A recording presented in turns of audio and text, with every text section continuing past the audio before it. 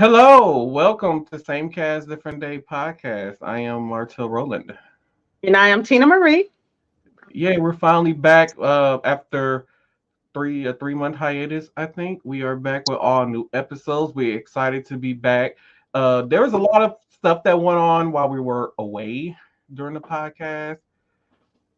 As you can see, Tina got her hair done. What? I was trying to read the words at the bottom of your name. Oh, that's just my social media, so they can find me on my social medias for the ones that are watching live. So before we get things started, y'all, I had a moment to yesterday. Oh shit. So yesterday I had a moment. It was a senior citizen moment. So, me and the coworker, we're at work and we're talking, right? We're having this conversation, and these two young girls walk in. So they walk in and I say, Merry Christmas. And then they just look at me. So I said it louder. I said, Merry Christmas. No, I said it louder. And then they gonna turn look at me like, dang, ain't nobody gotta talk to you. Y'all was having a conversation. We ain't gotta speak to you. I said, well, damn. I said, ain't it customary when you walk into a room with somebody? Don't you say hello, how you doing? Good morning, hello, something when you walk into a room with your elders? You don't just walk in and walk past and then mean mug with a frown on your face. I don't understand what's wrong with these young folks walking around with the sour face all the time, face upside down and stuff. It ain't my fault that she was 15, 16, 17, sleeping around with all these people. Now here you is 24, 22 years old with 8 kids already. That's not my problem that you're angry in your life. You need to go fix your own life. It's not my problem that you're angry. You walk into a room with somebody, you smile, you say hello, how you doing, and you wait for them to respond, and you keep going about your business. I just don't understand what's wrong with these young folks these days. It pisses me off when they do that. Well, that escalated quickly. You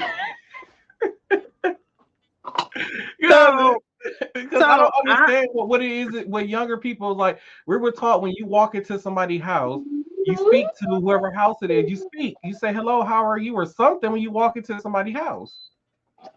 were they walking into your house?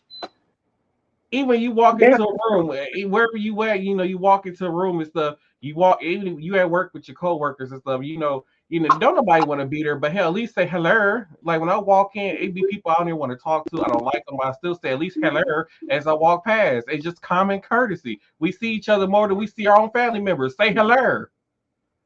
Well, in their defense, you said Merry Christmas, so it probably caught them off guard. Everybody know They don't see that as a greeting. I've been saying Merry Christmas since fucking June around that place. Everybody know when they see me, they say Merry Christmas.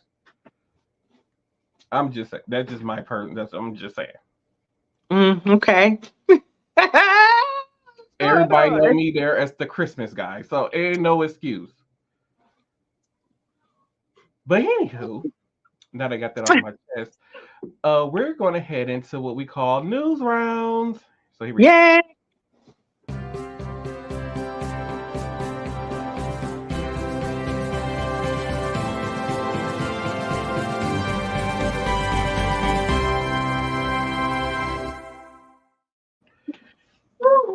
Yay! Yay. So those of you who are not familiar, there was a shooting at a school a few years. It was in Michigan, I believe it was last year, the year before. But his name is Ethan Crumbley. If you don't know, he was the guy who went to a school in Michigan and decided to do a shooting. Four students were killed. This was at Oxford High School. I'm sorry, in Michigan. Four students was killed. There was a lot more teachers and students that was injured. So he was sentenced to life in prison without the possibility of parole. Now, this is the first time in American history that a student who went to a school and shot up the school basically killed his classmates. This is the first time where they have gotten life in pit prison without the possibility of parole. And this is also the first time where the parents was actually charged with their child for the murder that their children did. Why? If you don't remember, because his parents were the ones who went and bought him the gun. Also, the school had reached out to his parents and stated that, hey, your child is showing some irregular behavior, a certain type of behavior that's raising red flags. So all this was ignored by the parents. The parents went out and bought the gun, and the kid went back with the gun and decided to do what he did to uh, his classmates. Terrible. So, so I had It one. is.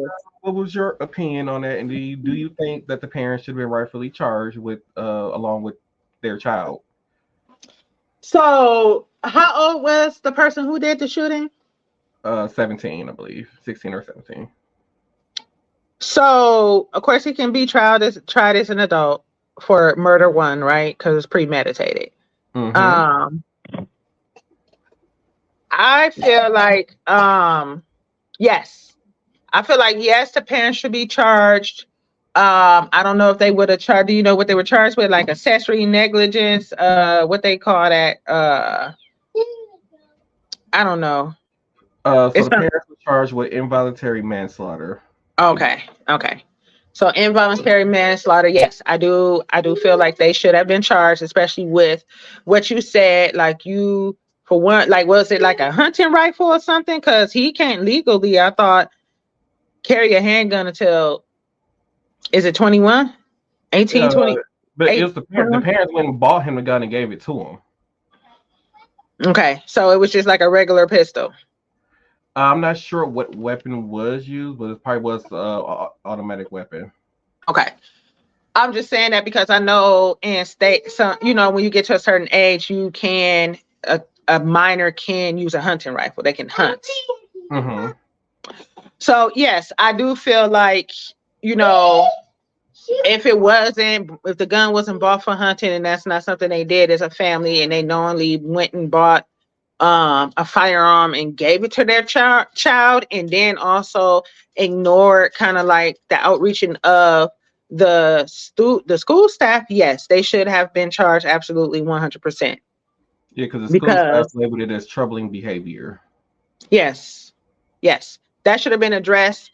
I feel like if they would have taken, like if it was, oh, they had a gun in the house and you know the kid never exhibited certain behaviors, the gun was locked up, but for some reason like the child got the keys when the parents were asleep, you know, yada yada yada yada yada.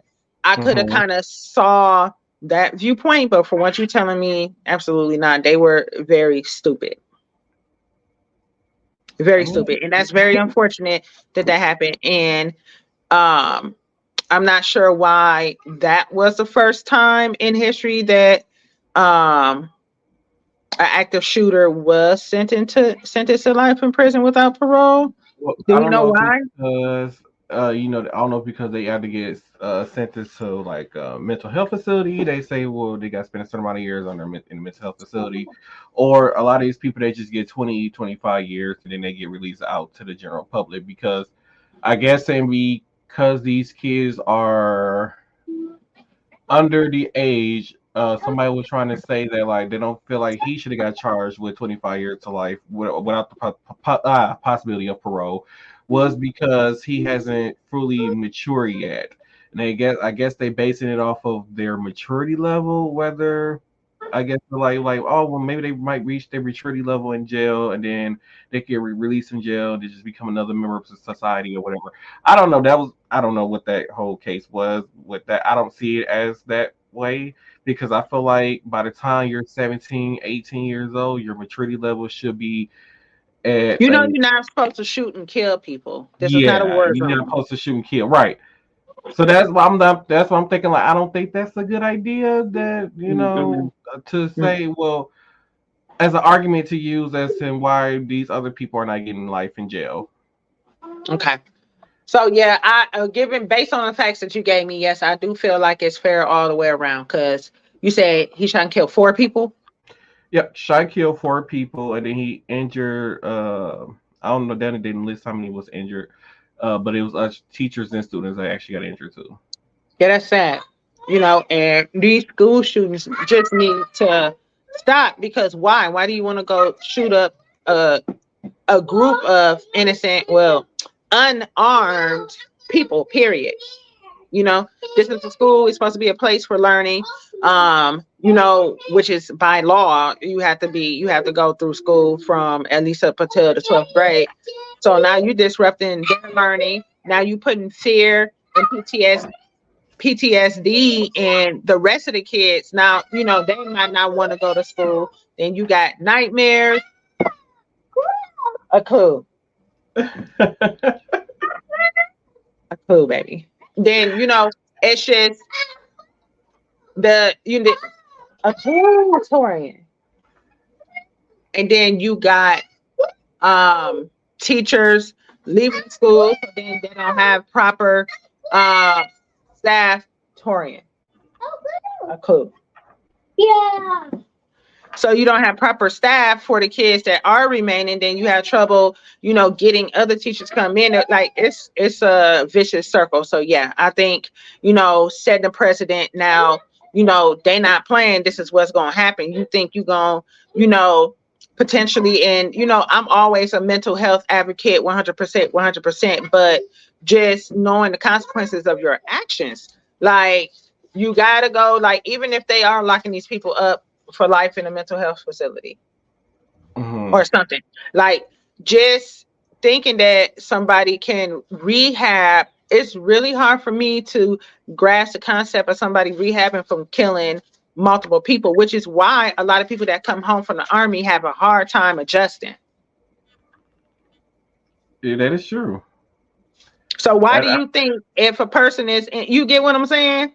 Like, no, and they were given the okay to kill legally in the military, right, and they can't even come, you know what I'm saying? It's very difficult for them to become a civilian again.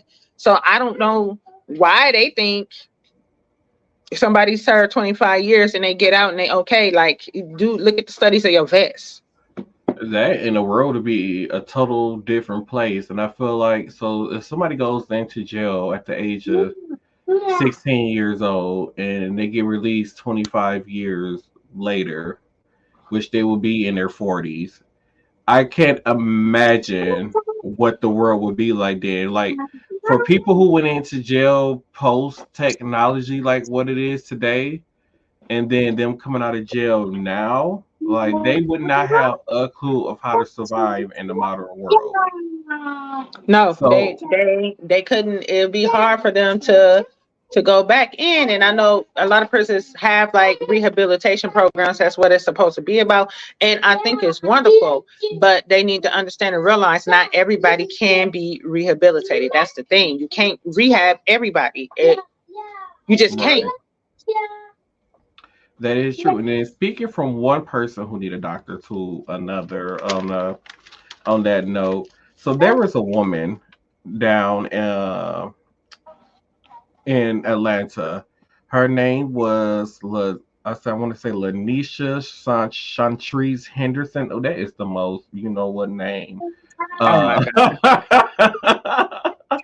But there is a video, I'm not going to play it on here, but there is a video of this woman. Oh, thanks, best friend of mine. How you doing? There's this video of this woman. She was like she had a can of gasoline and she was on the porch of the birthplace or whatever, the house that Martin Luther King Jr. was born in, I guess, and raised in. And she had a can of gasoline and she's like literally slinging gasoline all over the porch. And she was was about to set the house on fire. Didn't really give a reason to why she actually did it. Just randomly decide like, oh, I'm free to get a gas can and set Dr. Martin Luther King house on fire. And she was being charged with attempted arson and interfering with the government property. And interfering with government property is Dr. Martin Luther King's house in Atlanta is considered like a national park, which is ran by the government. Is why she's being charged with interfering with the government property. I can't figure out what level of crazy that this lady was on to decide like this was going to be a very good idea to go set Dr. Martin Luther King's house on fire and think nobody's going to see me or catch me doing this. What kind of drugs was she possibly on? You were a nurse, so you probably idea, or did she just flip the fuck out for no reason? Well, it can be for a number of different reasons. It could have just been her upbringing. You know, I don't know what her parents taught her about Dr. King. you know. So I look at that first and foremost before I think somebody's mindset is altered by drugs, either prescribed or illicit drugs, right? So I really think that she should go under proper evaluation to determine kind of like what her trigger was, or let any underlying medical condition that possibly could have caused it, because people can become have like medication induced psychosis from medications Mhm. that are prescribed, right? Or it can just be illicit drugs, you know, and then they Right. decide to go out here and do things that make absolutely no sense. And for me, it is the why. So the obsession to the point where you felt like you needed to burn down Dr. King's house specifically. All these homes you had to go past to get to where you was gonna go, and then you just out here and everybody see you. Like clearly, it got to be cameras around. Like, and you know, so is it like, is Well, it somebody his was house? passing by the house and they saw her doing it and started recording her, and they went and grabbed her and held her, like pinned her down until the police got there. So that's what I'm saying. Like, it can't be she's against the government per se, because there's plenty of government buildings that you could have did something like that to, right? So it just giving Hmm. me that she specifically wanted to go to that house and do that. So I can't really speak per se without, you know, other proper information to say what possibly would have been the cause. But I can tell you 100% it don't make sense and it ain't right. 100%, because you know it could be a lot of things. Or maybe her parents or grandparents knew Dr. King and they told a story and Dr. King did something to them, you know. Just, Right. you know, it can be any number of possibilities. But I'm sorry, y'all, hold on. That's Torian for you, everybody. So to move on from one, crazy woman to So another. what So do you I'll think? I want to hear your take on on that. on her. Yeah.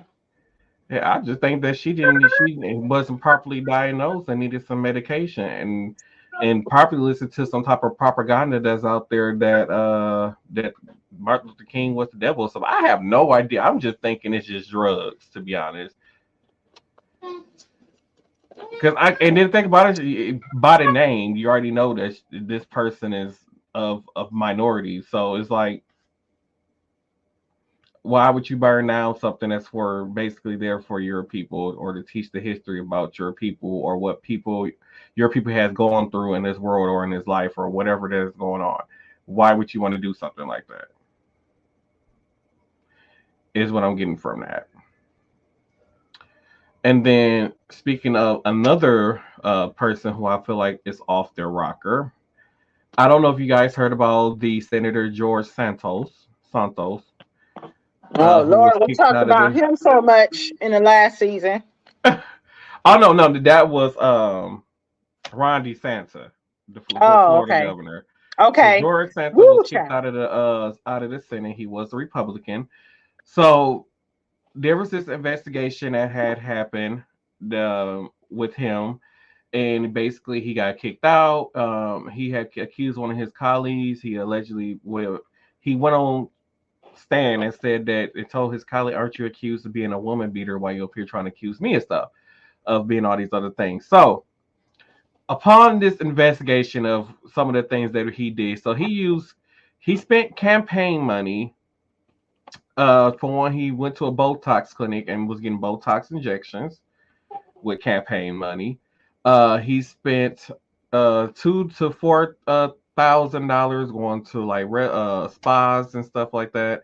He also was using the money to make using small campaign funds, I should say, spending it on OnlyFans, and he made it seem like I just found out about OnlyFans 2 weeks ago, so I don't understand. Trying to make it seem like he wasn't using OnlyFans and all that other kind of stuff. He also you no, it was he used the $46,000 at a clothing stores. So he was going to these like name brand Prada stores and was spending campaign money on clothes. He did do the spa. He did use the money to go on vacations. Um, where they said he spent that was in 2020. It was 2022 alone when he spent $4,000 on vacations. Then he spent another $46,000 on product clothes on top of that. So this is what he was kicked out of the house for. What a sentence house. So, oh, and he's allegedly accused of I don't know, I forgot the term that they use, but it's like he was trying to inflate his numbers on his campaign to make it seem like he had a whole bunch of donations. So he said he made it seem like he took out a loan and donated $100,000 to his own campaign, thinking he was gonna get that money back, but he never really donated the money. So he was basically trying to inflate his like numbers to get other donors to donate also. So he was just doing a whole bunch of backward stuff, and the thing about it, and he was supposed to be like the first openly gay Senate person also, which I think actually that's not true. Maybe he's the first male open, because I could have sworn Tammy Baldwin of Wisconsin was an open lesbian. But anyway, yeah, this man is a hot mess. Yes. Like what? Like, okay, so I got a question. Like when you get campaign money, I know you can use it for trips, like going to and from, places to Yeah, campaign, like right? traveling around stuff, paying Advertising, stuff like that. like paying So your now, campaign staff. when you say clothing, can he buy a suit or two for these campaign rallies that he's going to? I don't think they're allowed to. Okay. So, and of It course, has to be. Botox and I think it has to be spa. I used know. for actual like campaigning, Mhm. like you said, going traveling from city to city, maybe renting out like venues and places to have rallies at, paying people to go door to door. Their hotel where they're Actually, staying at while they're there, stuff like yeah, that. that's that kind of stuff. Yeah, but it's not supposed Okay. to be used for anything that's for like private use. That's specifically for you. No, you're not supposed to be using the money for that. That's wild, man. That's I just people just be blowing it for other people. Like now everybody, oh my god. So what if we get a really good candidate that stands for something and people are skeptical to become donors? So that this person, word of mouth and doing their campaigns and getting out here and it makes it difficult for some person that can actually make a difference because people are very leery when they hear things like this. I know, they always ask you, do you want to donate to the such and such campaign? Like, you know what I'm saying? Mhm. Like, I be like, man, I just, I I don't know, mean, man.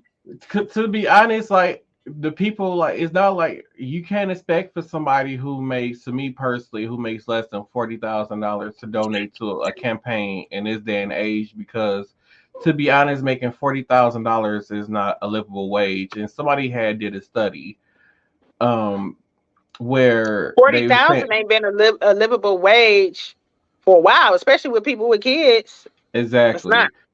So I remember somebody was doing this study. They were talking about, they did some number crunching and all this other kind of stuff, and they were like, to a livable wage would be a person would have to make, I think he said like $160,000 in today's money to be able to live in today's economy, in which majority of America doesn't make $160,000.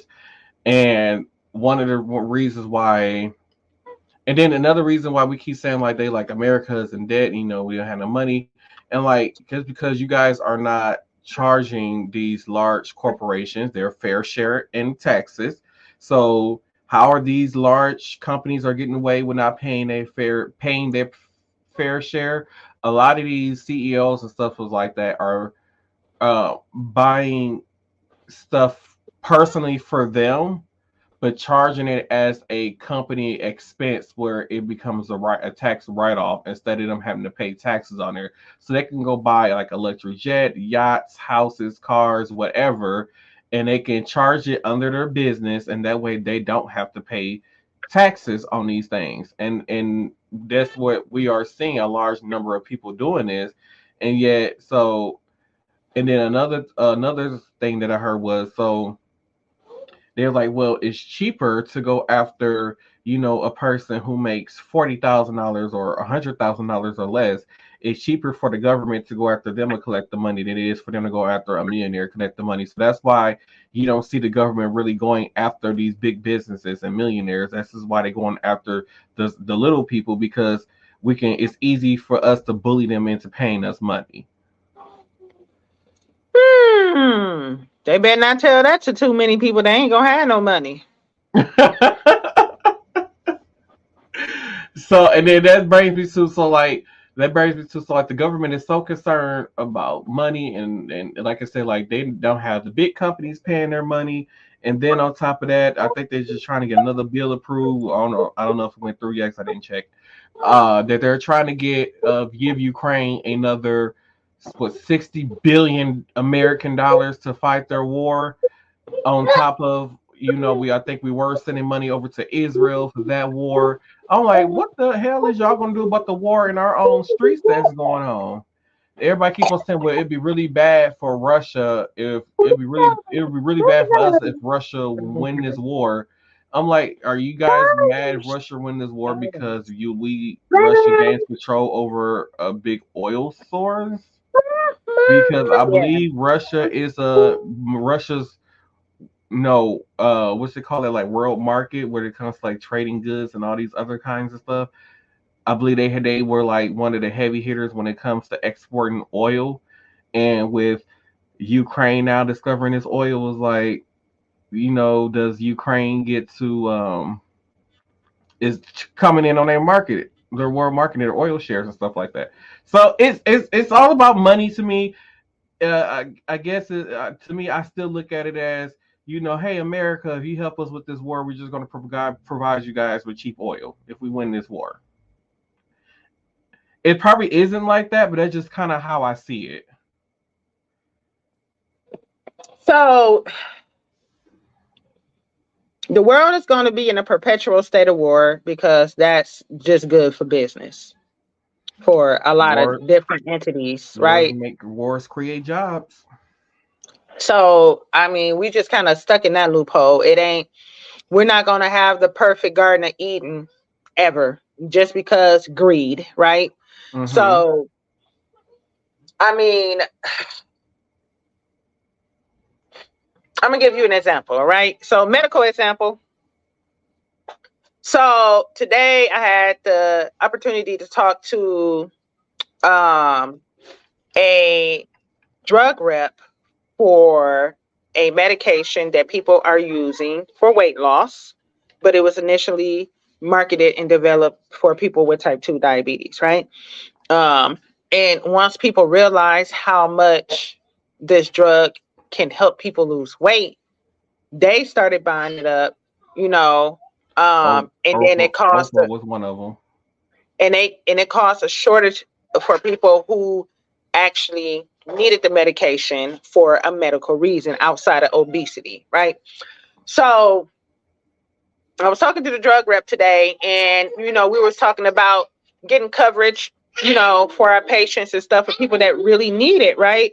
Mm-hmm. And I feel like it's a great medication. We saw a good response for it. Has very little to no side effects, has cardiovascular benefits, has renal benefits, like for your kidney, so overall just improving mortality. It reduces, because it helps people lose weight, right? And it manages the diabetes, right? Win-win, one medication, boom. You know what I'm saying? He told me today that our state he doesn't understand.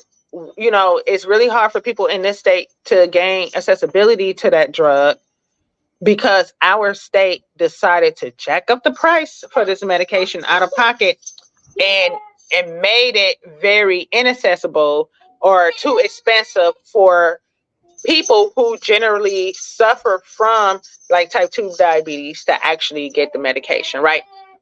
So type 2 diabetes, you usually see a large population of African Americans. So African Americans obese over 40, things like that. That's generally the the group that you see this in. So it's like, if you get prescribed it, you get a sample, you find out it works great, and then you get, you go back and it's like your insurance doesn't cover. And then again, the majority of these people, I'm not going to say the majority, right? It's a large number of people that do get Medicaid and Medicare. Mm-hmm. And then Medicaid and Medicare make them do a step therapy. So you have to try this drug and fail it. You have to try this drug and fail it. You have to try this drug and fail it. You got to try this drug and fail it. When you know that one drug will help them, and it's like the provider can't get it to that person because they got to try off it, all these different drugs, all these different side effects just to get that medication prescribed, And I'm just like, the wealthy have access to it, like you said, Mm-hmm. right? Because they can afford it. Yeah, Oprah admitted to using it. She admitted to she was on this whole weight loss thing. She said that she used the drug to maintain losing the weight. Right. So now what they have put, because it was like a total like back order for months and months and months and months and months because they couldn't get it. They wasn't making it. And I feel like, again, supply versus demand, right? You making the drug you driving up the value of the drug because you have a high demand but a low supply, right? Mm-hmm. So now, like, I asked my pharmacy, and my pharmacy is supposed to be have the lowest costs in the city. 1 month supply was almost $500 out of pocket. That's crazy. So it's like, this is something that's a life-sustaining medication, but because actually the side effect is weight loss, it's considered a side effect. Okay. Mm-hmm. Just like Viagra was a blood pressure medication and the side effect was an erection. So they marketed it so. So I just kind of feel like you say, just how they go after the little person, right? Mm-hmm. Okay. And it's everywhere in our economy. It's not just, with taxation. They do it. It's just the big corporations hitting the little man. And it's like, you charging all this money for this drug, but then you skimping out on your own taxes, like you said. Right. Okay, all these charge-offs, blah, blah, blah, blah, blah. So you raking in all this money. I see these drug reps come in, they driving all these luxury cars. They got on these types of suits. They got these types of watches. And you're coming in a neighborhood that's, it's a FQAC, right? So we help the underserved. It's an underserved population. You coming in here, driving these luxury cars in this fancy suit with this Rolex on, and you telling me to tell my patients that they have to do all of these drugs that we know not going to work just because they're cheaper. Right. Yeah. Make it make sense. It's never going to make sense with what they're doing because our economy is based on capitalism, not socialism. And I feel like if our economy was based on socialism, then things would be a lot better and people will have access to better health care. I will say Biden did a good thing where he capped the cost of insulin. I believe that was him, right? Mm-hmm. So fantastic. Absolutely. And then one thing I heard about locally here was that they closed down a children's hospital clinic on the north side. So now it's forcing all the residents on the north side who are going to that children's hospital clinic. Now they all have to divert and go on the south side now to the children's hospital clinic now. So it's like, just like how they was going to shut down St. Joe's. And I said, that's a terrible, terrible decision because that's the only access to healthcare in the inner city besides going like far as a hospital, besides going downtown to Sinai Samaritan would be your only option far as healthcare, or you have to go all the way to the east side, which is down near the Wisconsin border of Lake Michigan, to get healthcare, emergency healthcare if you can't make it out to the other major hospitals in the area. Yeah. Which would be Menominee Falls or Wauwatosa. Yeah. Sad, sad, man. I don't know. They do that to the inner city, like the gas in the inner city be higher for a longer period of time. Then they decide to drop it. Just stuff like that. The the access to food. They make food that's not good for you cheaper and readily accessible versus the stuff you actually supposed to eat. Fruits, vegetables, stuff like that costs way more Right, money, right? Then they say, "Oh, you can't have food stamps to buy this stuff." right. And I've noticed like so like I was driving home and there was this gas station on State Street near Marquette University, and their gas is 2.99 a gallon. But if you were to go further north into like the suburban, what's I say further west into the suburban areas, gas is literally like almost 30 cent cheaper in a suburban area than it is in inner city where there's mostly minority people that lives there. And 30 cents make a difference from paycheck to paycheck, okay? That it Absolutely. does. Absolutely. And speaking of people working paycheck to paycheck, let's talk about rent. So Woo, child. so there was this thing that went around was saying basically how much how much basically $1,700 a month apartment. What can you get in different cities for $1,700 a month for rent? Mm-hmm. So I'm gonna go through the cities and we gonna discuss this. So in Kansas City, for $1,700 you can get a 1,841 square feet apartment, which basically sounds like a small two-bedroom apartment, and probably not even in a decent area. I have never Mm-hmm. been to Kansas City, but if it's anything like I've been to St. Louis, and I don't remember seeing no good parts of St. Louis unless you're downtown or by the St. Louis Arch. But it doesn't sound like a really good area. Mm-hmm. Um, Los Angeles, for $1,700, you can get a 326 square feet apartment, which basically it sounds like a studio apartment. So how much? This is all based off of $1,700 a month in all these different states. 17. Okay, you said in So if Los you're paying Angeles, 70, right? yeah, so Los Angeles is 326 square feet. That sound about right for In LA.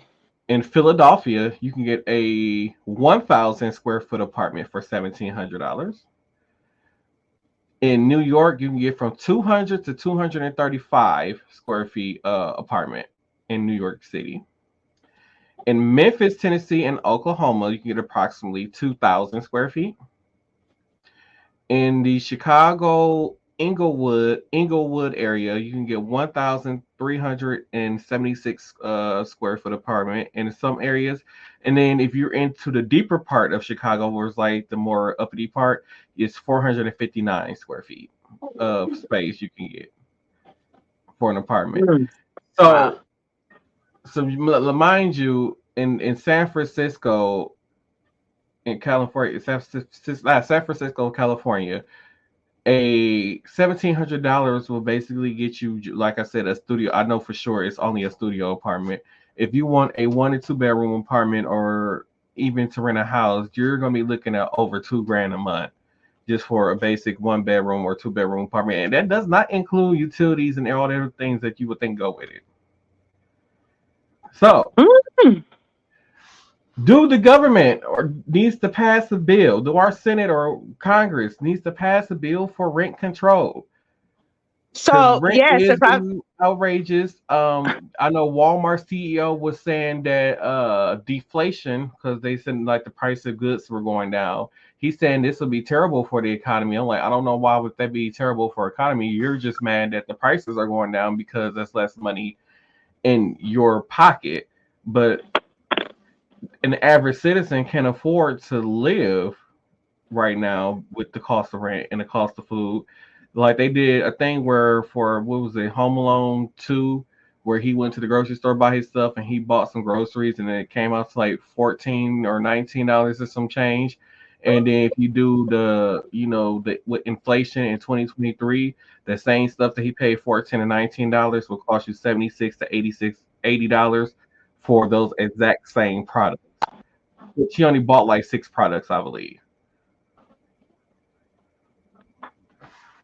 So that brings it to the, do we need Yes. to rent control? And then is deflation bad for the economy, according to the Walmart CEO?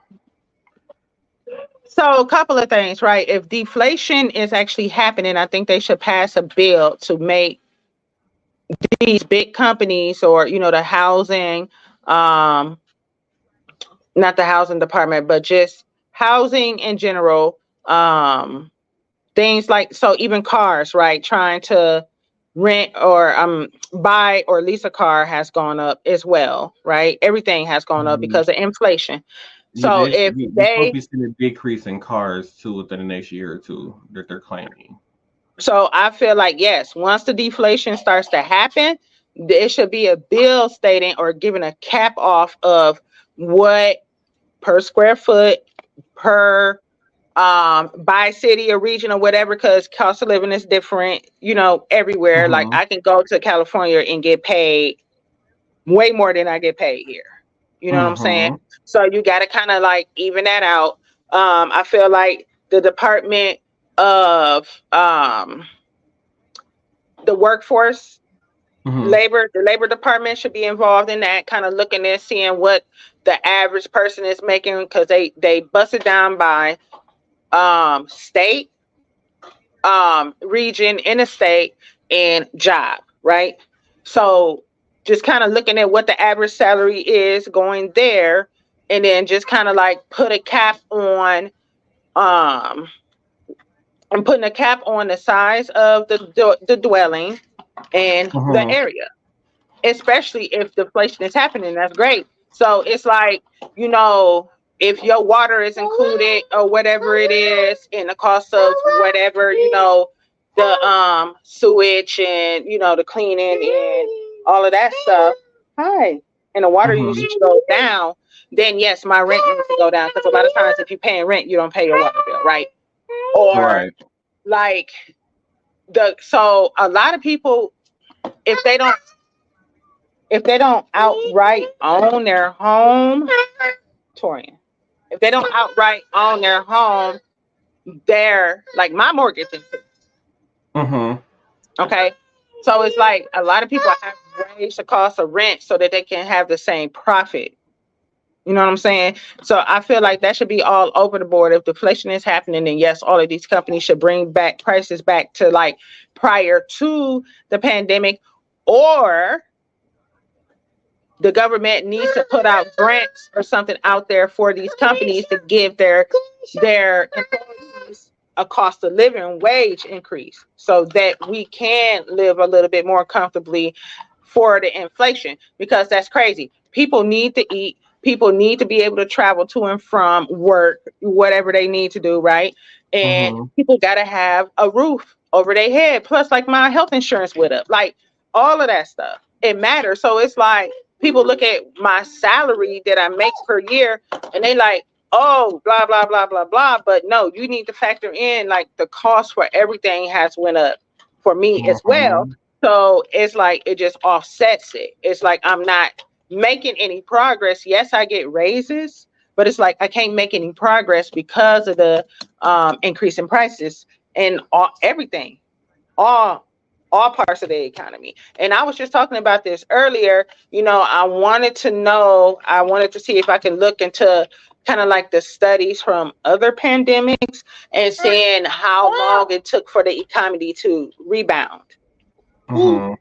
you know, and like I know the housing market is kind of coming back down. So like I believe like the interest rate is still kind of, but it's kind of coming down a little bit, but it's nothing like when I bought my home.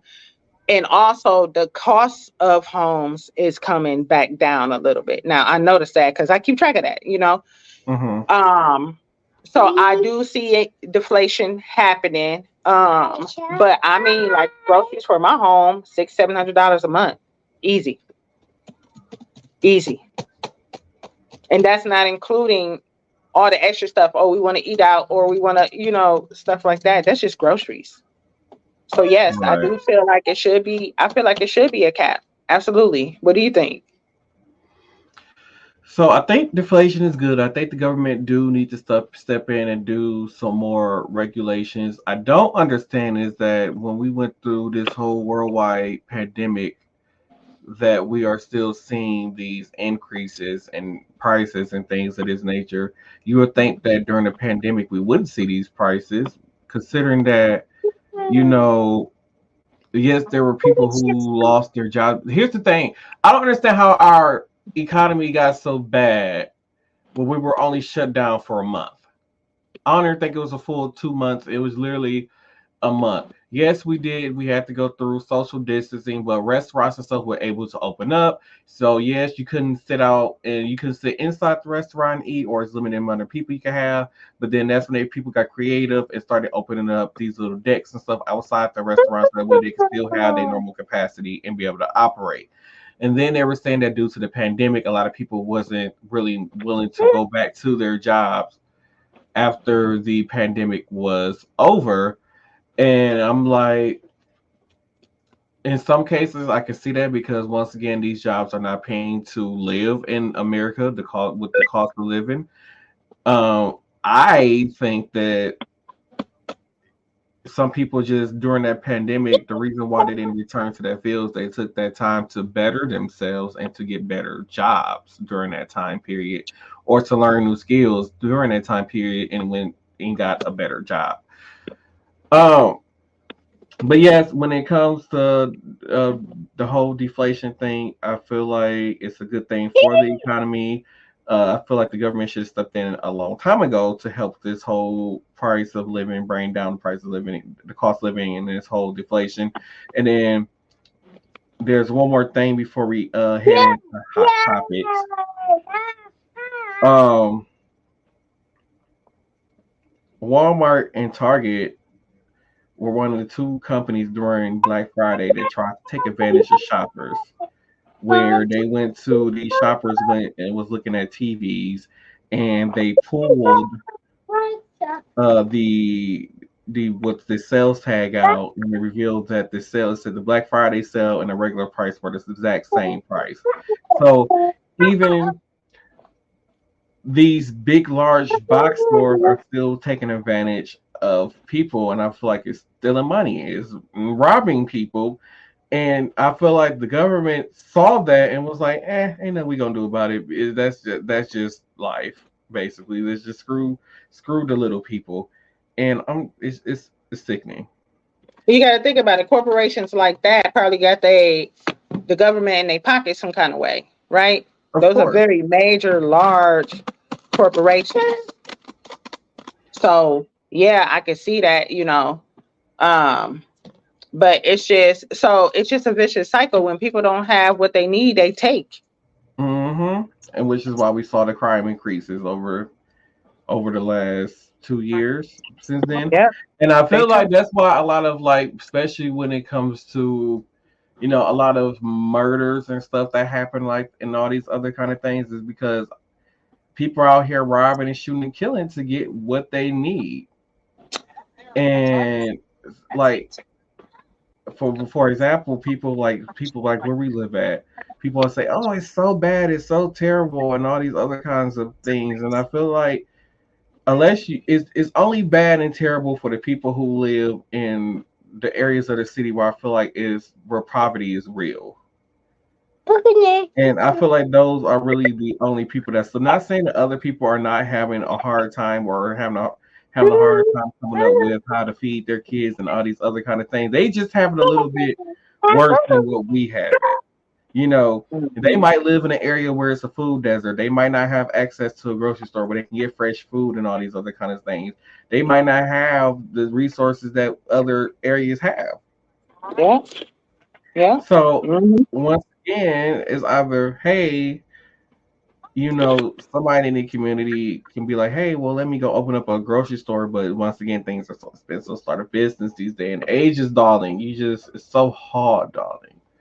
Yes, yes, yes, yes. But I feel like, and I feel like not, you can't really depend on the government to like kind of do everything and step in. So that's why we need to go back to our communities, actually stepping up and taking care of each other, and doing it like. And over in Detroit, they were like, oh, well, the government in Detroit, the governor and stuff, they only care about making downtown Detroit look beautiful and making sure that the touristy areas are beautiful, but they're not thinking about outside of the downtown area. So there are people in that community. It was like, okay, you know what? I'm going to start. Somebody started a composting thing where they can make fresh dirt and it would send it to local farms, like farming areas around the community where they were growing fresh vegetables and fruits and stuff for their community and was selling it at a cheaper price than what they would get at a grocery store. So these were people looking out for their community, finding ways to help feed their community. And I feel like if these communities start learning how to band together and work together and come up with a plan together, then maybe we start seeing some change. We can start fighting back against the government. Because if we stop depending on them to come in and fix our problems and we fix our own problems, what do we need them for? That's true. That's true. That's very true. Becoming self-sustained community. And I mean, it happens in small, like certain cultures, right? Do it. Mm-hmm. So like the different cultures within the envelope of the Asian culture, Mm-hmm. they're really good at even here in our community. You see they're farming their own land. They got plots, they raising different things. Within the African American community, like we had a farmers market that came up to our job several times, right? Mm-hmm. And had a plethora of fruits and vegetables. I went out there and you know what I'm saying? I patronized their business. I was talking to the guy and I guess they have it's kind of like a program where they actually have students, and the students were the ones that were growing the food. Mm-hmm. Which I feel like is dope, right? I feel like it's dope. Vincent High School has something like that too. They had like a greenhouse for like growing vegetables and stuff like that. Yeah, so I think that's a very, very dope idea. That's something that I would love to do. I would love to, start small with certain vegetables and stuff like that. I have fruit trees in my backyard, so Mm-hmm. just knowing how to farming is a skill that has gotten away from a lot of us because we rely on mass production. It's a lot easier for us because we gotta spend at least 40 hours a week at a job. When you got time to farm? 40 plus hours a week at a job. The way how this economy going, and some of these people, I have coworkers. Like some of them are making at least $19-20 an hour and still are working a second job to stay ahead. Yeah. To not feel like they're drowning, and it's just. It's a struggle out here, and I feel like they need to do better. Yeah, they do, and I mean, I feel like now because it's like it's the pandemic has been declared over, right? Mm-hmm. So it's like, okay, we need to get back to regular life. It's a lot of things in regular life, but we can't survive. And I've been seeing a lot of vlogs like on social media sites where it's people that are like, we have no idea how people with kids are surviving, period.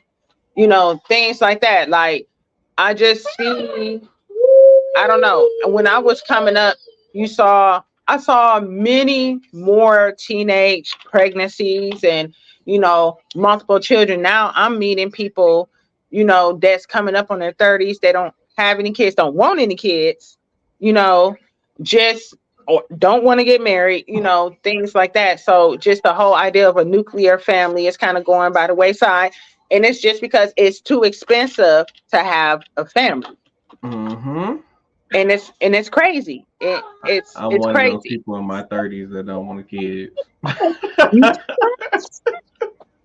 You haven't wanted kids since before.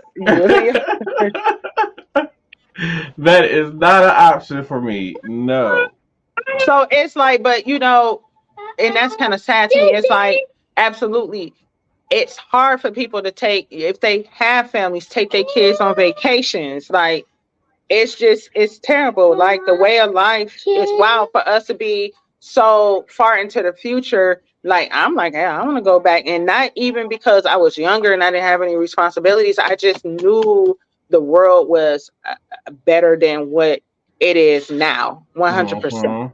You know, it was, the streets were safer. I can go outside and play. I can do this, that, and the other, you know, just a lot of that. And it's like everybody got the whole mindset, rob, steal, kill, you know, to feed their family. And it's like, you know, I don't want nobody to do that to me, but you know, people, that's their last resort. They got to do what they got to do to raise their family. Like, a lot of these resources are tapped out and running out of money. Housing resources, you know, like I said, they're not giving out food stamps like that anymore. And it's like these people's situations hasn't changed since you declared the pandemic is over. You know what I'm saying? So it's like, what do you do? And I know you like, well, we can't keep on extending it. Okay, well then, in the amount of time that you were extending these resources and benefits, you didn't do anything to prepare for the rebound from being in a pandemic, and you knew it was coming. You knew it was coming. So you didn't place any fail safe. You just kept telling us it's going to end, it's going to end, it's going to end. And it's like, you're going to ain't put no plan in place to figure it out. Because y'all didn't think about them people who were used to get those emergency stamps, but they were getting food stamps 2-3 times a month, and they were used to having that extra cushion to where I don't have to spend as much cash to feed my family. And now it's like, y'all don't stop this, and now I gotta pay out of pocket now, a lot of money out of pocket to feed my family, and I don't know how I'm going to do that with the price of food the way it is. And it wasn't, to me, it might have seemed gradual to other people. To me, it wasn't a gradual change. It was just like a sharp drop off. And now all of a sudden you got to learn how to live this way. And you just like, okay, I make this amount of money. What am I spending my money on? You know, I'm buying the same things. I'm going the same places. And it's like, I used to see this amount of money extra at the end of my month, my budget. And it's like, you got to redo your budget. Your budget is shot. Like, it's crazy. But you can't skip on the things that you got. Yeah, you can give up some things that are recreational. Yeah, but even when you give up the stuff that's recreational, you still like, well, what am I spending my money on? You know, just the bare necessities of just sustaining life. Like you said, it's crazy. It's wild. And if not just including rent, and it's like, that's where the majority of people's money is going, because the rent increased. So they can't even afford, oh, I need dishwashing detergent, I need this, I need that. Now you got to try to budget that stuff out. Gas, you know what I'm saying? And if you a large quantity of dishwash, like detergent, you're going to pay like $20 just for one thing of quality detergent. Or it might say, oh, you get 160 loads out of this, but it's still like $18 to $20 for that 160 loads of laundry. And which you don't really get 160 loads. Doing their own laundry, and they don't pay attention to the measuring lines, and they just pour some stuff in there. Like, that jug of detergent equals out to like 2 weeks in washing. That's not 160 loads. Okay. Exactly. So it's just, you know, it's crazy. It's wild. It's crazy. It's just, and even for the people who are homeowners, like I said, my mortgage went up, but then the cost of sustaining everything, like lights, gas, water, you know, just maintaining my property, just all of that went up. So, man, I don't know. So then it's like, when you got somebody that make money, you know, I know a lot of people at my job that make a decent living. You know, you make a good living, but then they're like, oh, I still need to work a second job. Like, you know, and you in the 6 figures, and you telling me you need to work a second job? The economy is fucked up. It's terrible, man. It's bad. That's all we can say. Oh, because we already into an hour, we got to get into hot topics real fast. So let's Okay. move into hot topics, everybody. I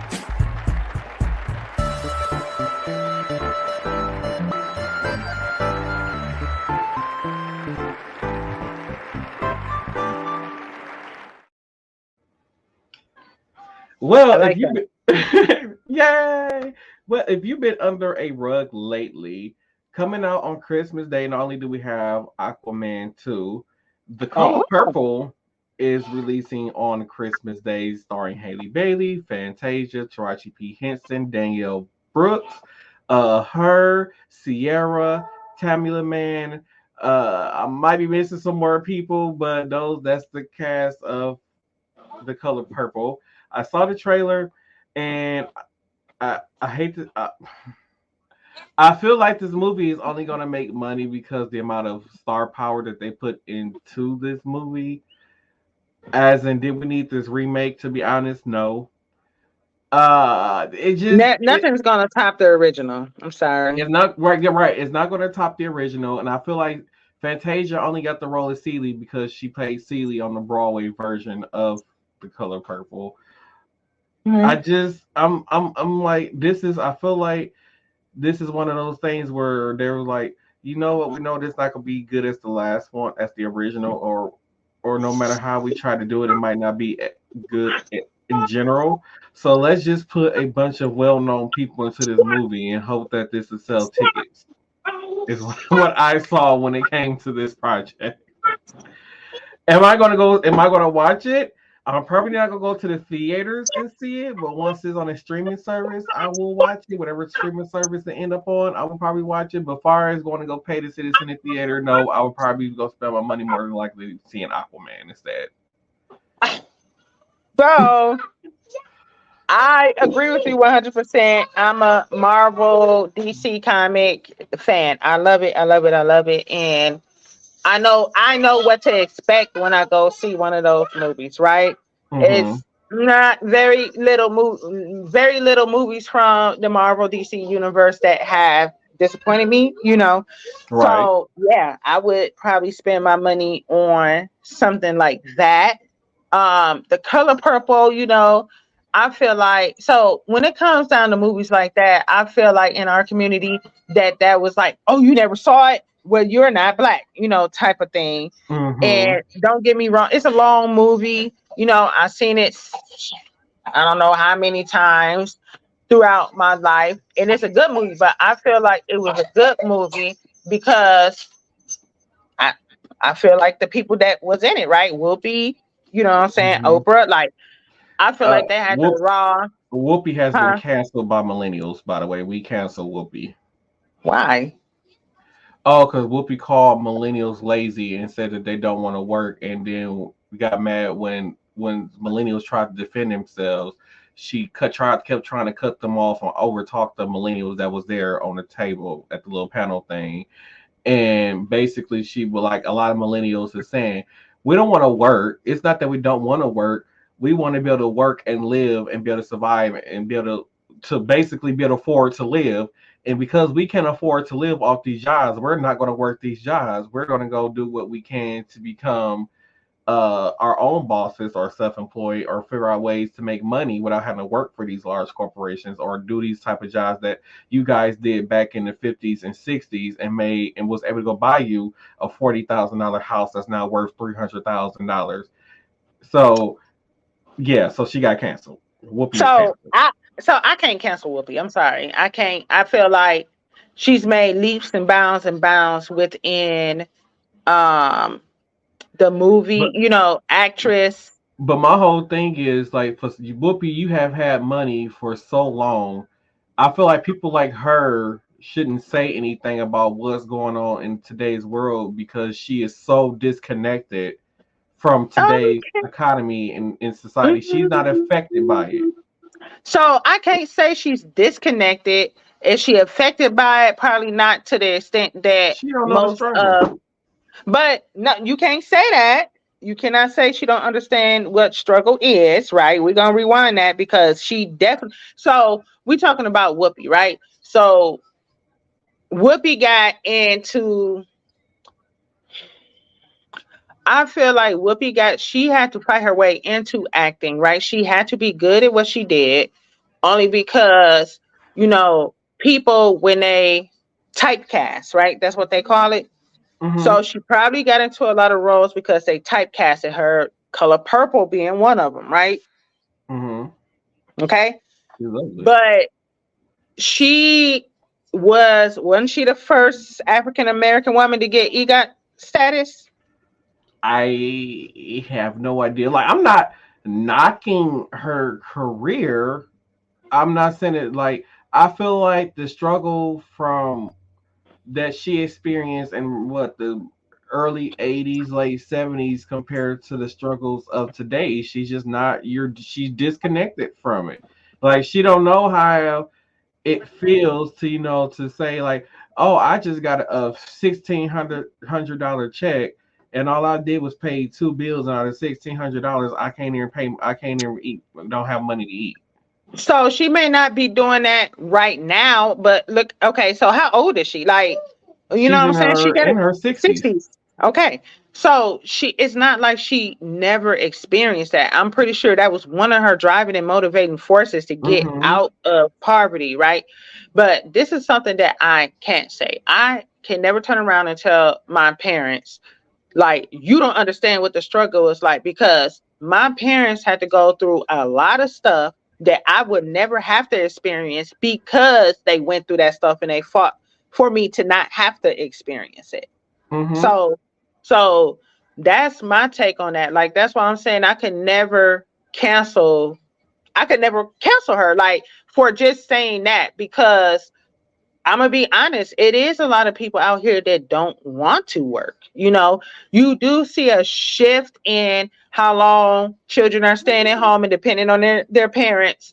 You know, you do see a shift in, I mean, to be honest with you, like when we think, so But a there are large kids number of who people. are at adult age and stay at home with their parents and still work a full-time job and yet still struggle. So, and again, so, so, and, uh, and again, I feel like yes and no, but let's go back to how families were back then. A lot of times, so it was what changed, what it was customary to get out at a certain age for a woman to be married, have kids, so on and so forth. So I feel like that whole dynamic has changed. Like I said, people don't want to get married, don't want to have kids, you know, for whatever the reason is. They feel like it's too expensive, it's not for them, so on and so forth. So then it's kind of like, well, I don't have to leave home because I'm not married. I don't have kids. I am actively working. And a lot of times that's all a parent really wants to see is they will provide that cushion for their child as long as they're doing something productive with their life, right?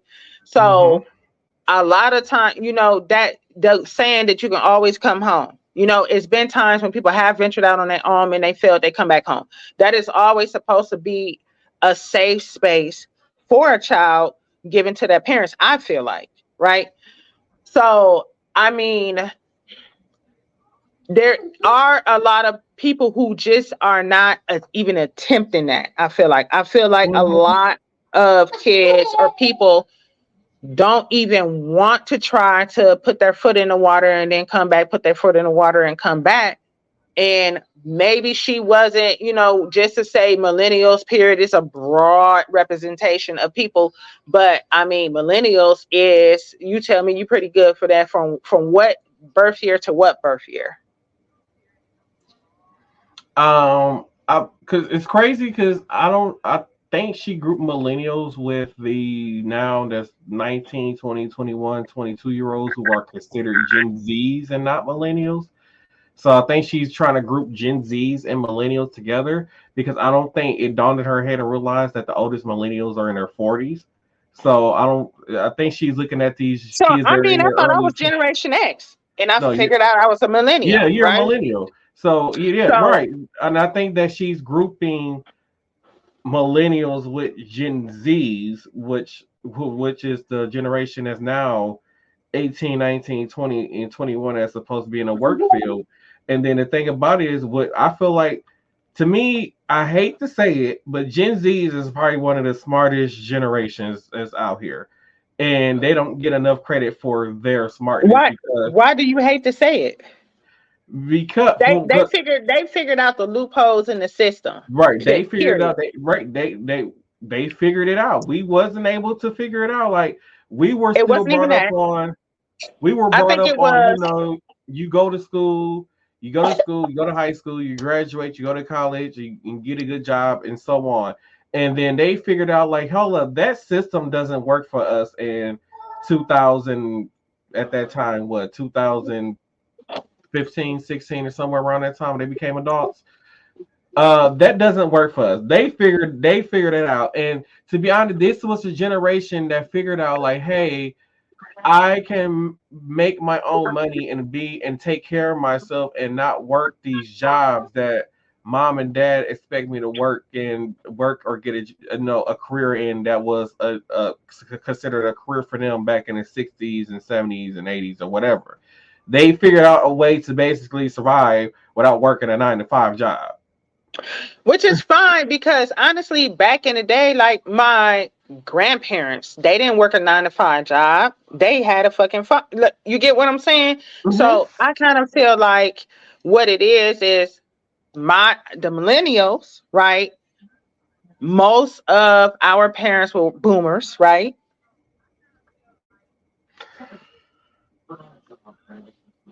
So my parents were boomers, right? Yeah, so I feel most millennial parents are actually Gen X, because a lot of Gen X were having kids very young. Okay, my parents are boomers. Yeah, for me and you, yeah, we have boomer parents. So I feel like what it is, like with me and you, right? We had older parents, and you got to think about it. Morals, beliefs, values are passed down from the parents to the child. Mm-hmm. Okay. So now when we had kids, it's not that Gen Z figured it out themselves.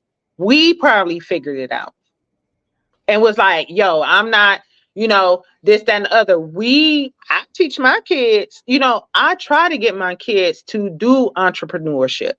Mm-hmm. Me. You know what I'm saying? So it's not that they don't want to work. It's just the economy is shifting. A lot of hard blue collar type of jobs, factory, railroad, things like that, like trade skills were kind of fading out when I was coming out of high school. It was more of, you had to go to college, you had to do this, do that. More academic based careers were coming into the flow of things. Now I kind of feel like trades are coming back, especially because of the pandemic. So truck drivers, things like that, it mattered because it was a need for more skilled laborers, right? Because it's a dying art. Yeah, and I think they're also looking at it as saying, I go to school and I spend 4 years in school and I get this degree and I'm still struggling. So that's what I'm saying. So I don't feel like they figured it out. I feel like we figured it out, because I sit down and I talk to my kids. What is it that you want to do? If you go to school this amount of time and you get a skill trade, you make just as, that's, mm-hmm. You know what I'm saying? That's kind of what I feel like. That's what we instilled. And that's what I instilled into my kids, because my kids are Gen Z. Mm-hmm. You know what I'm saying? So I don't feel like they don't want to work. Like you said, it is, she can't group everybody into that. But I do feel like it's just the shift of things. But you got to think about, like, the internet wasn't readily accessible. I was in 8th grade when the dial-up came live, like the internet actually went public. Like, right. Technology has made so many leaps and bounds, so that it's how jobs are. People are working remotely, this, that, and the other. And it's crazy because even for me in high school, internet in the home still wasn't an affordable thing. Like everybody didn't have internet in their homes even when I was in high school. Like internet didn't become affordable, I say, to at least 2013 or 14. And that's when you started seeing every single ass household at least have internet. Start having internet in their houses. So I was lucky, right? I had the Like internet. we I had had the dial dial up up. and I had a stuff growing up. desktop Yeah, we in had the my desktop. You had house. to go and all that noise. You could be on the phone and stuff while you was on the internet. Like we had that in our houses, but at the time, that's because we were fortunate enough to be able to afford it. But there were a Yes. lot of people who couldn't afford to get a desktop computer or to afford to get the internet during that time period. And I feel like internet didn't become affordable until after the 2010s. Really, that's when every single last household started having internet, where it was So affordable for most households to have internet, even low income households. Like low income households didn't have internet really before 2010. so I agree with that, and I agree. So this is what I saw, right, with my kids. My kids went to a school, right, that was based on technology from what K4 to eighth grade, right? So they were each given their own laptop in class. There were no traditional textbooks, no nothing. Everything was online. So I feel like that's when I I really didn't saw have the shift and laptops. it became a little bit more affordable, right, for families. Now let's fast forward to the pandemic. When they had the pandemic, the schools gave my kids laptops to bring home. Mm-hmm. Even though I had access to the internet, I had laptop. I always had those things. So they made sure that they can continue their education by renting them out. Now we're gonna fast forward. We're past the pandemic. I got one that just came out of high school. The other one is still in high school. But even though the pandemic was over, they still get laptops free of charge to bring home to do things. So I feel like it has changed a lot. And I feel like that's what really caused a shift because, like you said, it is more readily available. And plus, like these companies that offer internet have, if you are low income, you get like certain discounts and stuff like that. Mm-hmm. Before that started happening, my cell phone company will offer like hotspots. Mm-hmm. You know what I'm saying? And then when the pandemic hit, if you didn't have internet at all, they gave a hotspot to your child to get on the internet. You see what I'm saying? So Mm-hmm. just kind of like all of that stuff. So I feel like that just the accessibility, like you said, to the internet did cause a shift. But I can't cancel Whoopi because of that. But let's get back to the Oh, Color Purple, the action movie, because we kind of we did. went through that. But yeah, I agree with you that that is something that I would watch at home with my family, and I feel like that, if I watch it the first time, I'm gonna keep streaming it and watching it and watching it and watching it and watching it. You know. Right. It may be good. You never know. I'm really curious to see how much of the original movie did they actually follow. Keep. How much did she keep? Yeah, it would have been interesting to kind of see a modern twist on it Mm-hmm. without, just the modern actors, like replacing the old actors with the modern actors. It would have been really nice for somebody to sit down and rewrite that script so it had a modern twist that appealed to these millennials that they feel like is not, Like how not they did doing with the anymore. Stars Born. Yeah, yeah. Oh, Stars So Born. Sorry. So I think that it would have been difficult to do, but I feel like and then you had the whole writers strike and all of this stuff going on, but they still finished it, and I hope they didn't rush to finish it just to beat that deadline to get it out on Christmas Day, which I think is pretty dope, opening I, up on Christmas I Day. think it was already finished being filmed before the writers thing. They couldn't promote it. When during the writers strike, they wasn't able to talk about upcoming projects. They couldn't promote it. They couldn't do any of this. They couldn't talk about nothing. So that's Okay. why I think it was done before then. Um, Well, I feel like if they do it like a musical, because they got a lot of singing stars in there, I think it'll be hmm, dope. oh, I do not like musicals. Please don't let it be a musical. Oh my god. Oh, so I'm gonna turn this quick session over to Tina right now because she actually listened to this album. So Nicki Minaj recently dropped Pink Friday 2. I have not listened to it yet. She has, so I'm gonna let her give her review of Pink Friday. Okay, so Pink Friday 2 came out on December 8th, which was actually Nicki Minaj's birthday. If you are a Barb or a Nicki fan or whatever you want to call it, she actually pushed back her album for a couple of reasons. She wanted to make sure she finished up her, picked the right songs to go on her album.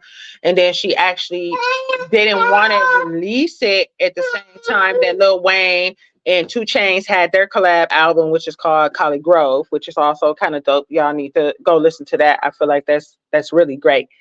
Um, so I listened to it. I streamed it when it came out. I think I listened to half of the album, and then I had the responsibilities, and then I got around into listening to the other half. I've been streaming it since the 8th, and I feel like it's dope. So the one thing about Nicki Minaj that I noticed is that she's a lyricist, right? I listen. The reason why I listen and I listen and I listen to it is because every time you listen to it, you catch something else that she said, right? Kind of like the female Wayne, like she used to say when she first came out. Um, and it's like you catch it and you be like, "Oh, did she really say that? Did she that's hot. So that's what I like about Nicki Minaj as an artist. I really like her ability to do all different types of music.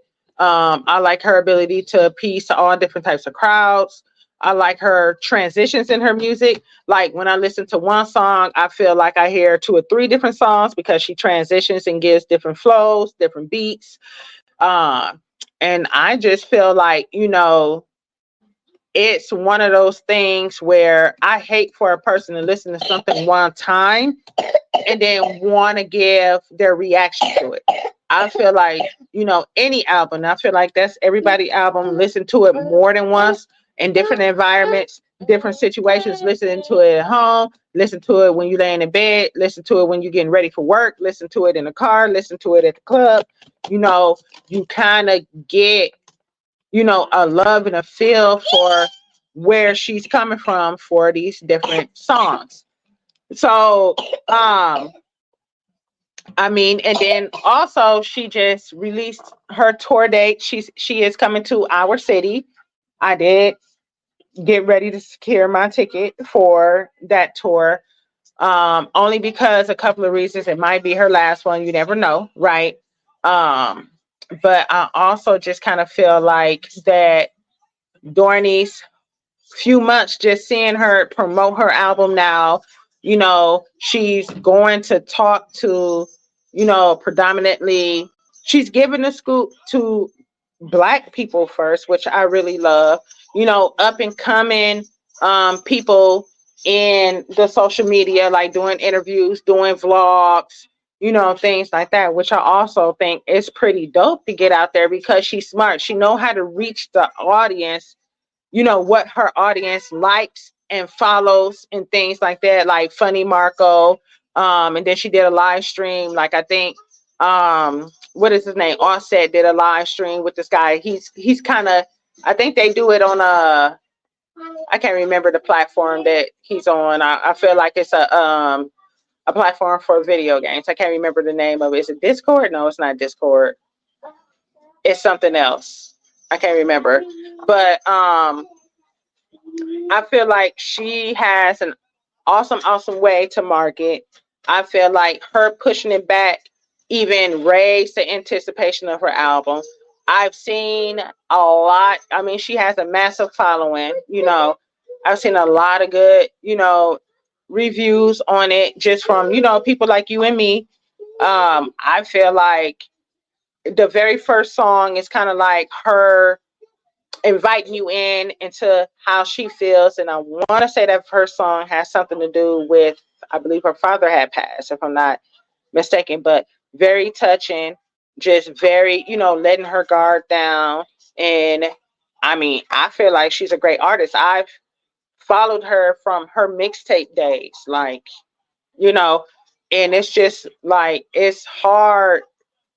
I feel like a lot of people look at her as being petty, a hater, this, that, and the other when it comes to other artists and stuff like that.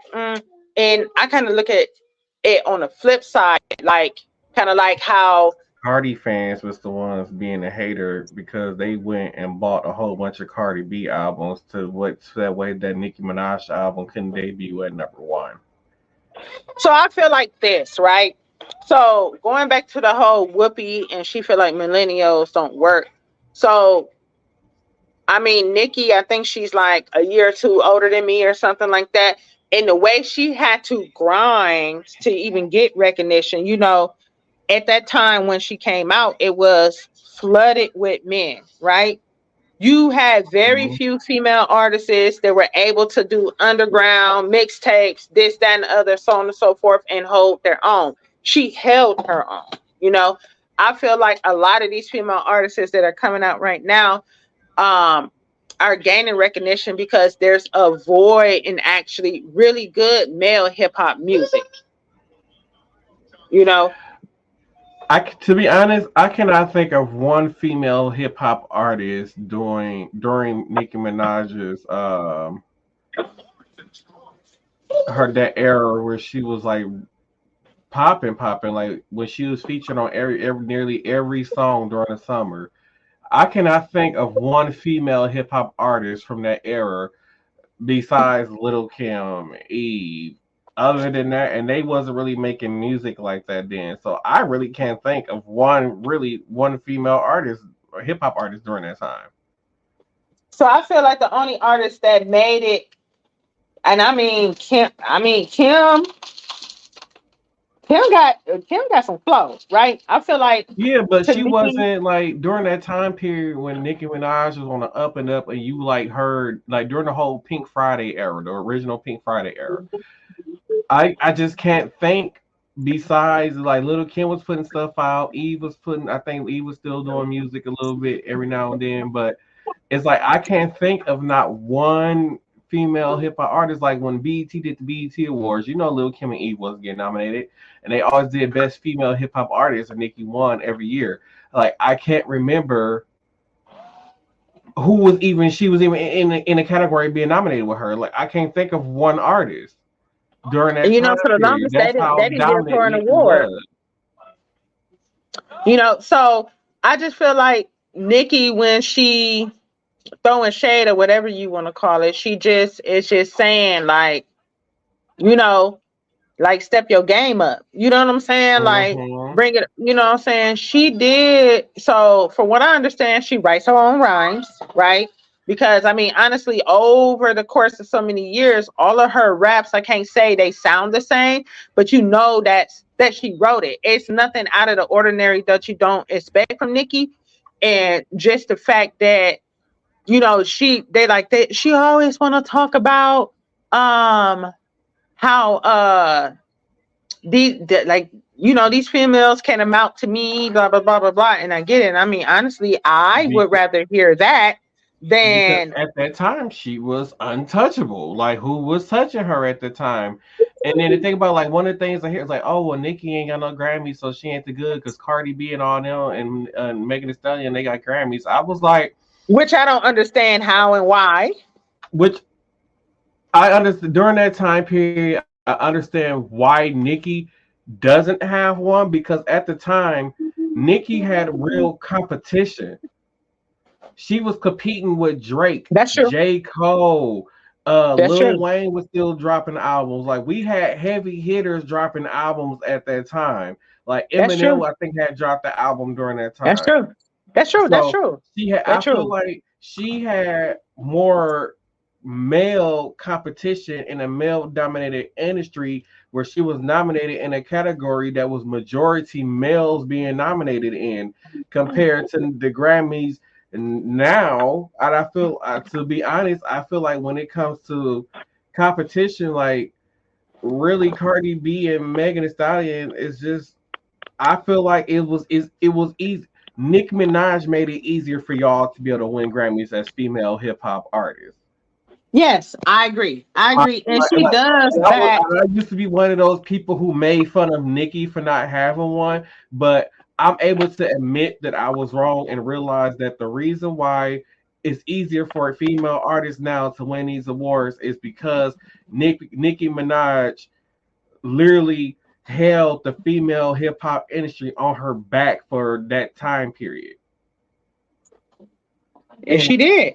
And like I said, like Cardi B and Megan Thee Stallion, like, yeah, y'all can rap or whatever. But to me, Nicki Minaj, she not only does she rap, she can sing. She's a better actress. She actually put on these videos where it's almost like a like the theatrical mini movie, like back in the day.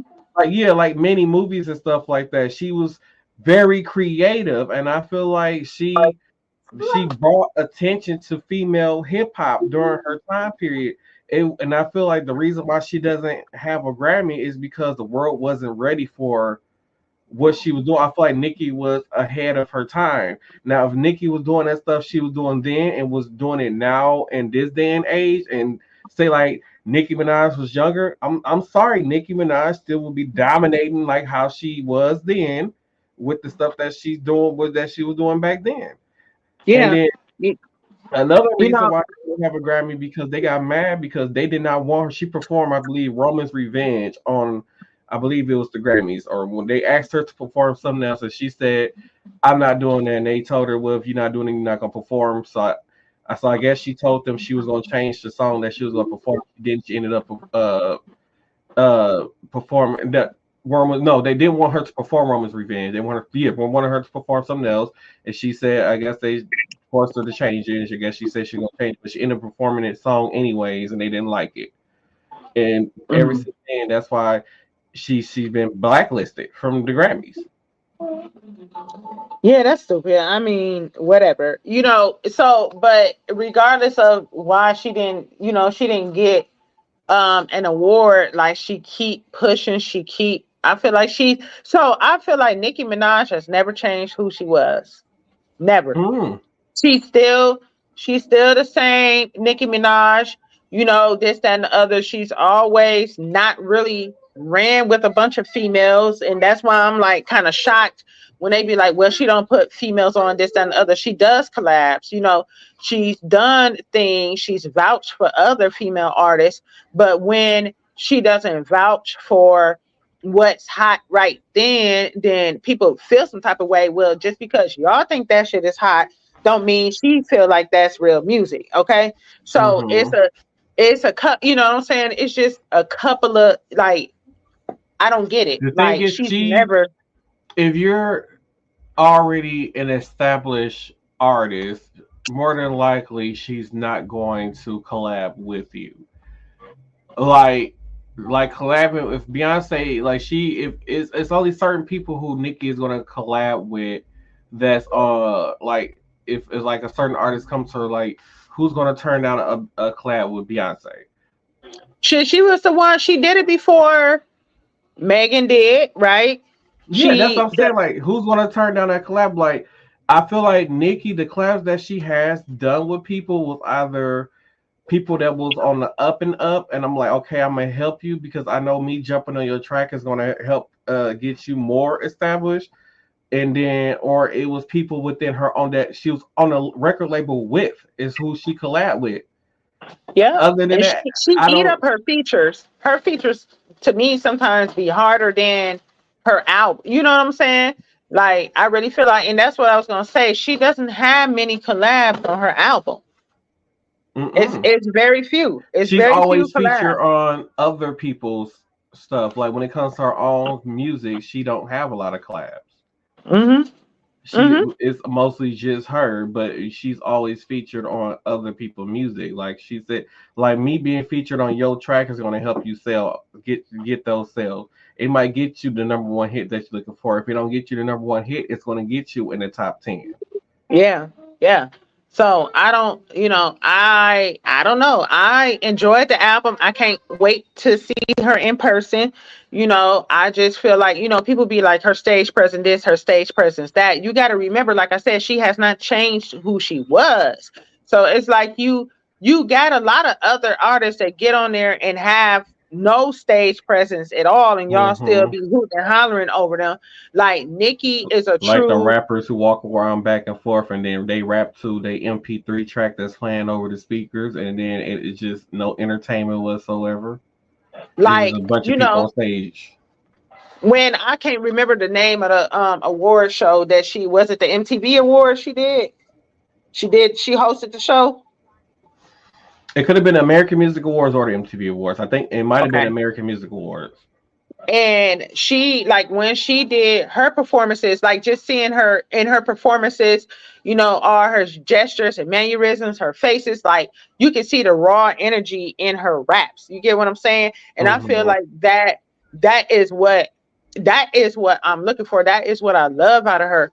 And I don't need you to be doing all this gyration and this, that, and the other. You don't have to have background dancers. You don't, if I feel like you a good ass rapper, I don't need you to have all of this extra shit going on. I want to see her, because Just that's when I first saw her. abandon you and your microphone. Yeah, that's it. That's how I saw her, mixtapes. It was her. It was her out here in these streets. If she did do a video, you know what I'm saying? And like I said, I've been loving Like Nicki for like like forever. artists back in the day, all they had was a band, a background singers, and a microphone in them, and they That's would do it. a whole 2 hour concert like that. Yes, and they could. And that's what I'm saying. I can't wait to see her, because she got so many hits, and I know she's gonna probably perform, a large majority off of her album. But I hope she did kind of like Beyonce did. She kind of did back and forth in between them and kind of interconnected. I would love Mm-hmm. to see some early music from her during her concert, be like Itty Bitty Piggy. You know what I'm saying? That was on the Scotty Beam Me Up mixtape. Like, she used to collab with Gucci a lot. You know what I'm saying? That's one of my other favorite artists. I listened to him when he was still underground, and he had his own company and this, that, and the other. He was putting out his own music. So that's what I like. I love to see when artists do that and they make it mainstream. And actually their music is better than the people that are mainstream.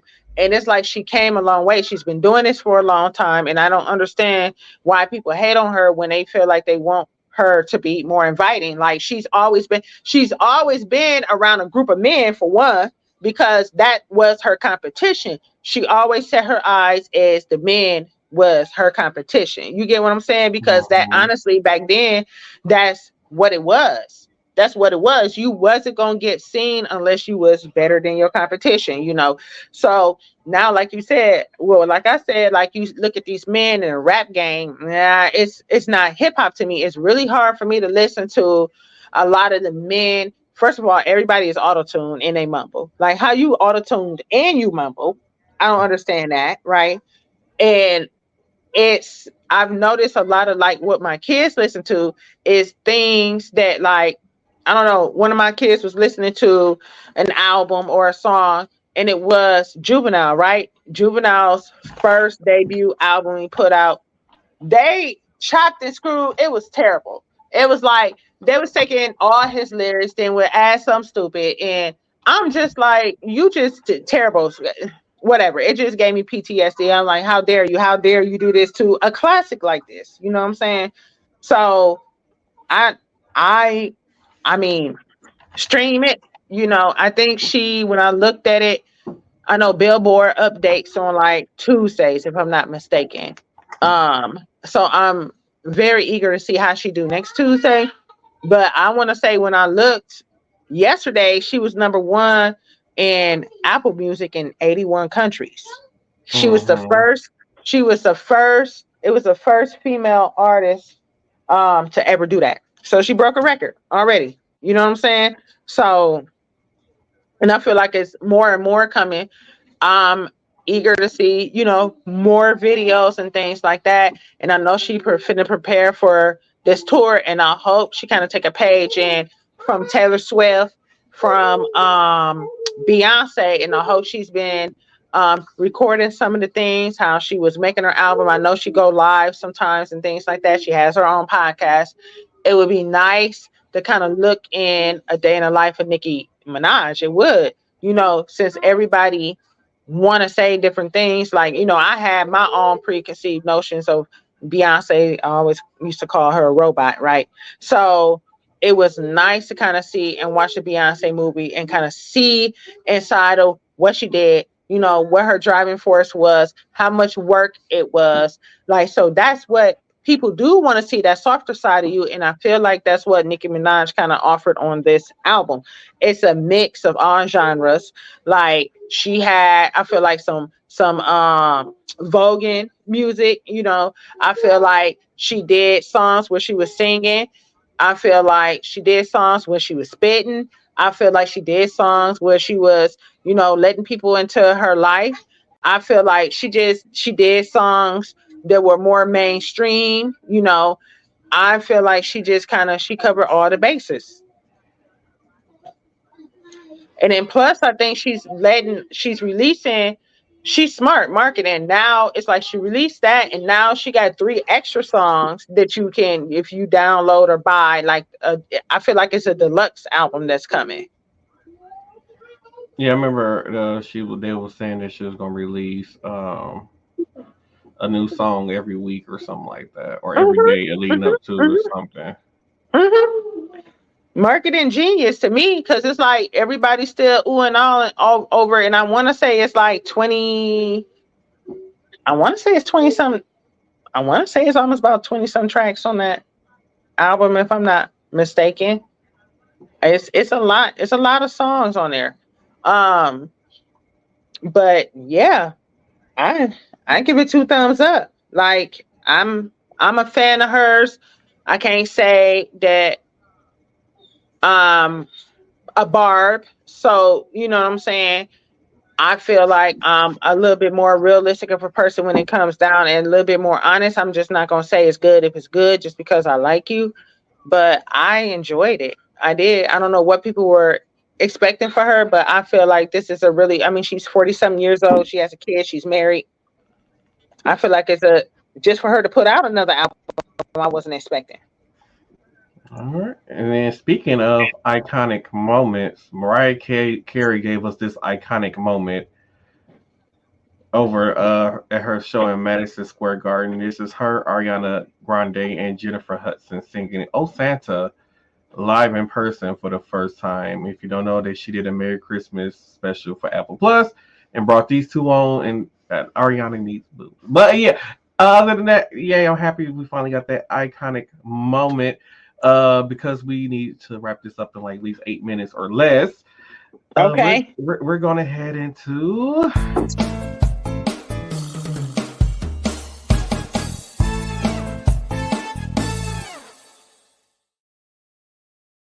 Okay, we're gonna make this real quick for y'all because I talked too long on the other segments. Cold flu season means COVID season, right? So we kind of all saw this coming. It's an uptick in COVID cases. I've noticed that, the COVID cases have been less as serious as when the pandemic first came out. They have offered another booster. They did produce it under another name. They did put it in better packaging versus like multi-use vials. Now it's a single-use vial or a syringe for people. So it's more like a yearly flu shot, which I kind of saw that coming. It makes sense, right? But there are a lot of people that are coming back positive for this. So absolutely, absolutely, absolutely. Quarantine guidelines are still in place by the CDC. If you do come up positive for COVID-19, they want people to quarantine for 5 days, and then you can resume regular activity.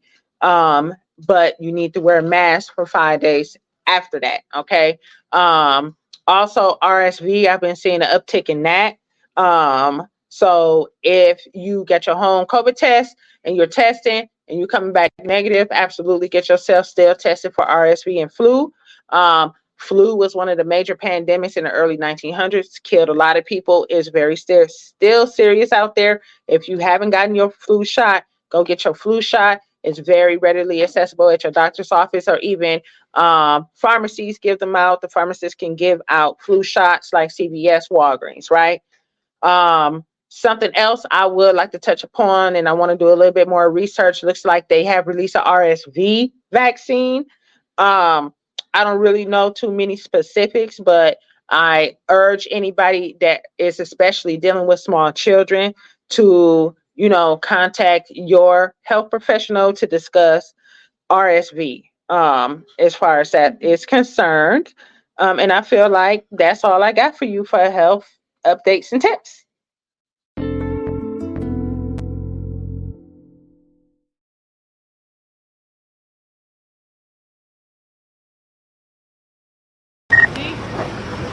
Where did you go? 469? Oh. Here's the deal. I'm so fucking done right now. Tear this fucking car apart. Would you want to know what they reported? What? He didn't rob them of money. They wanted to report to me that the drugs that she was trying to sell him is what he stole. I'm being honest. Rip the fucking car apart.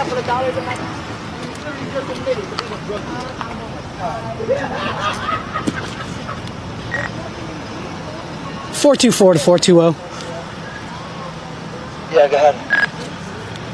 Quite possibly the dumbest fucking thing I've ever seen in my life. Heidi reported that they got robbed again by the guy in the red Cadillac. Come to find out, they want to report that they got robbed for the drugs they were trying to sell him.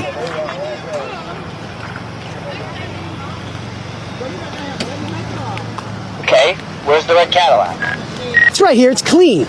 The guy didn't have anything but his paycheck's worth of cash on him. Okay, arrest Heidi for false report. Yeah, we're gonna rip through the whole car. Arrest her right now. Okay. The friend ain't shit. You don't have anything at all? We don't Come over have here. Let me just check anything. your pockets I real don't quick. have Okay? Let me see. I'm done. Oh, y'all arresting her? Come here. Hey, take the cigarette. Here. Come here. Cigarette, take the cigarette. Come here. Okay. Do you have anything on you? I don't have anything on me. Do you have anything in your pockets I don't. that could poke me, stick me, or stab me? Any No. drugs? No, sir. No? No. You know I don't trust you anymore, right? You know that the trust we had is down the fucking street. Right? Yes, sir. What's this? Money. Oh, you've been out here fucking hustling, huh? Oh, I'm look broke. at you. I don't have a job. I gotta make it some way. Look at you. Ill-gotten gains. Okay, come here. Slide up in there.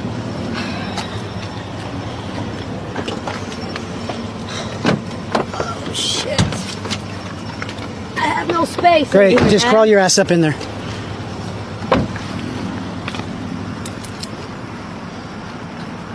Heidi, turn your dumb ass around too. Oh my god, I cannot believe this. Come here. Oh Lord. Come here. Oh jeez. Walk over here. Oh my. You initially reported the crime, which was a lie. Yeah, because I thought she really You said, got robbed. yeah, you said she got robbed of money. Yes. Yeah, you lied to me again, huh? Oh You've been my fucking with me all night. God. Do you have anything in your pockets? Do No. King November George, Oh my 040, King November George, Sierra. you have anything else in your pockets? No, I don't. Okay, come here. Oh Lord. Climb your dumb ass up in there too. Great. Oh my. Slide in. Slide. Keep sliding. They found something in your car?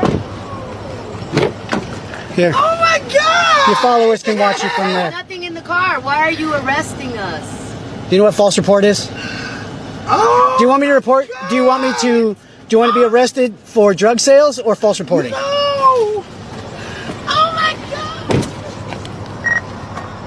Dispatch, show me with 2 in custody. I'm going to have 469 send over the details in a minute after he's gone through their car.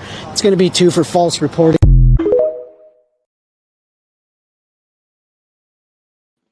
Oh my God. I saw that. I said, this is the funny shit. I'm like, who calls the police and report that, hey, I was selling this man crack and he took the crack and ran off with it? Like, who? Ran off from the plug. Oh my God. That is so funny. First of all, when she told the two officers that was walking up to the car, like what happened, the dude with the beard was like, "You gotta be fucking lying." That was so the so officer's stupid. reaction. That You was could so tell funny. that he Oh was my ready to God. quit. Like you could tell he was ready to quit. Like that shit cannot be fucking happening right now. You oh Lord. Funny. Oh my God, people. All right, so Funny. we gotta do a quick thing of final thoughts, then we're gonna let y'all go for the night. So here we go.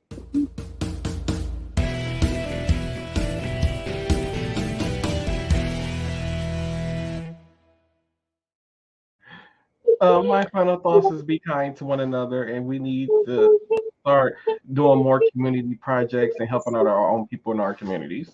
Oh, I like that. Okay.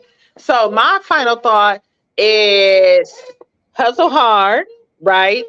The right way. We ain't finna rob, steal, and kill nobody out here because everybody is a human being and they deserve the right to live, right? You live right, do right. And then my other final thought is stay tuned because we only gonna get better, baby. Yay! And with that being said, we will see you guys on the next episode of Same Cast, Different Day podcast.